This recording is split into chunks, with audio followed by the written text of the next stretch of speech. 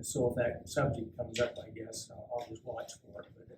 But do you have anything? My suggestion, if there's county property that is there that's not benefiting, we need to not hold, it needs to be held by the public Okay. and not by the government. It should go back on the tax rolls. Remnant parcels, Pardon? any remnant parcel that is not being used for the county actively, why do we maintain it? Why do we keep it? Why do we keep the liability of it? Do you think that the county has any responsibility that it shares with national government, state government, and all other and agencies of all of those about care for the environment? We do that in many different ways, that's true. I don't see them. There's two other parcels that we're probably going to be discussing down by the Turkey River. And again, those are not something that the county has any real benefit from. They could go back and be used because they're floodplain. Are they seed plots as well, native seed plots? No, Okay, they're flood prone, they're floodplain. okay. Now, first I'm going to read for you, I asked for the input of John Beard on my presentation. And he's looking into the value of this field as a prospect for sale. He says, this small field has moderately eroded soils with low corn suitability rating in a remote location with access by unimproved easement. The forested perimeter will guarantee heavy crop predation by wildlife. Interest in renting it has been and will likely remain low. Former supervisor and knowledgeable farmer Mark Kuhn, who was in charge of managing county ag property during his terms, stated that returning this field to commodity crop production or selling it without careful study would be very irresponsible. He and I, that is John, and all of the former board members also remember that this field is in the watershed that ravaged Freeport with flood runoff. Though the field is small, it would be an important gesture by the current board to keep those acres in vegetation that minimizes runoff.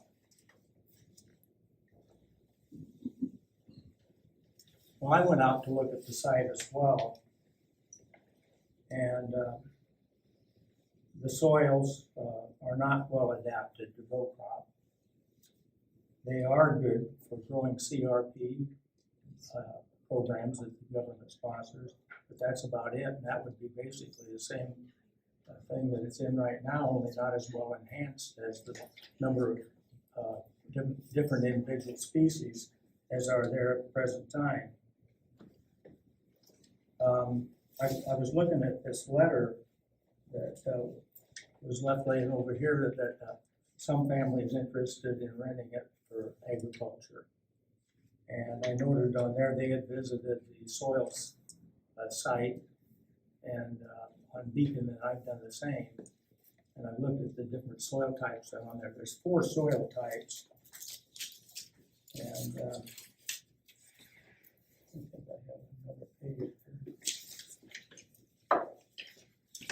I have it on a diagram.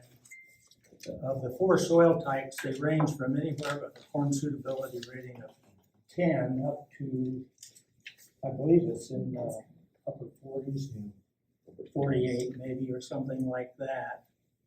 And on average, the letter I read said there was 40 some would be the average corn suitability rating, and that might be right, but I thought I saw on the website that it was 38. And I don't know a farmer that's interested in putting seeds in the ground on land that has that type of soil corn suitability rating. And I guess if someone is, and you want to have them pay you some rent, with more power. But I don't know anybody that would go and buy that expensive corn seed or soybean seed and put it in that ground. I don't care how much fertilizer you dump on it, because a lot of it, if you get a drought year, and you're not going to get crop in most of the field anyway. And that, what's left is probably going to be eaten by the deer. So I just don't think that's a feasible alternative. It's got another problem, and that's access. I didn't know how to get up to it. When I found out where it was, I went out to the county shop, the road shop, and they said, well, you can get up through here if you can make it.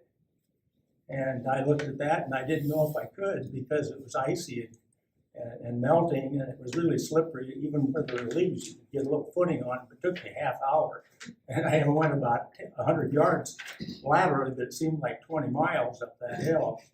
So I thought, no, this surely can't be. You could see somebody going up there with a logging truck or something at one time. I think when I get to the top, I saw a blue tank up there, which I inquired about, and I guess that's the water tank for Freeport.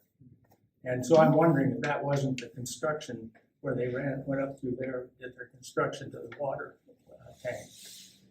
But anyway, realistically, honestly, I just think any thought you have of renting this out to a farmer, I want to meet the farmer once they really look into it.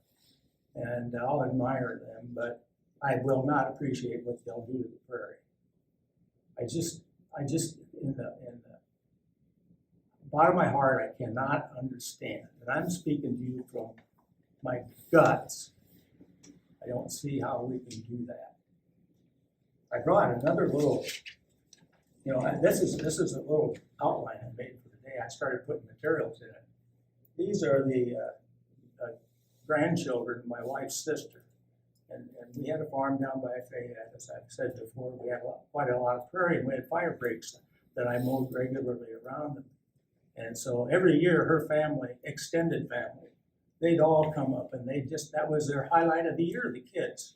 They get on my four-wheeler was about a 40-year-old golf cart, but it run, and they'd get on that, and they'd spend the whole day out there, and they were just delighted. I've never seen kids in any park have as much fun as these kids did. And there's a couple of them right there. They're preschoolers, and they're fascinated by that prairie. I've never seen them do that with a corn kid. And I think that needs to be a big, big part of your decision when there's so little economic benefit of turning away from it. And I'd be glad to entertain any questions you have.